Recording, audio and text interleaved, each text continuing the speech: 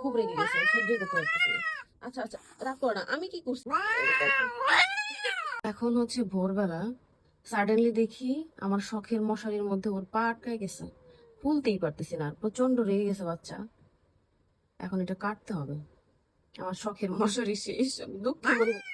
আর এটা আমি খুলতে পারতেছি না, কেমন জানি করে এই জায়গায় হয়ে গেছে ভয়ঙ্কর ভয়ঙ্কর ভাবে।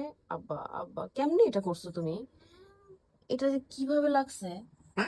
ও খুব রেগে গেছে, সহ্য করতে পারতেছে না। আচ্ছা আচ্ছা, রাগ করো না, আমি কি করছি? আমি তো কিছু করি নাই। মশারির মধ্যে তুমি পা কিভাবে ঢুকাইলে আমি তো নিজেও জানি না। আমি তো জানি না বাবা। রোমিও, দেখি এটা আমার এখন কাটতে হবে। সিজার দিয়ে আমার এখন এটা কাটা লাগবে। খেপে যাচ্ছে বারবার। আমি কেটে দিই বাবা, কেটে দিই। কেটে যাচ্ছে, কেন খেপে যাচ্ছ? আমি কি করছি? আমি তো ঘুমাই গেছিলাম, আমি তো হুট করে দেখি তুমি চিল্লাচিল্লি করতেছো। মশারির মধ্যে তুমি এই পা কেমনে ঢুকাইছো?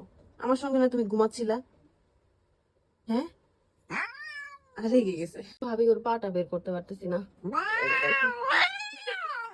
সেই কাটতেও দিচ্ছে না, এই জায়গায় গিট লেগে গেছে। কেটে ফেললাম, একটুখানি বেজে আছে।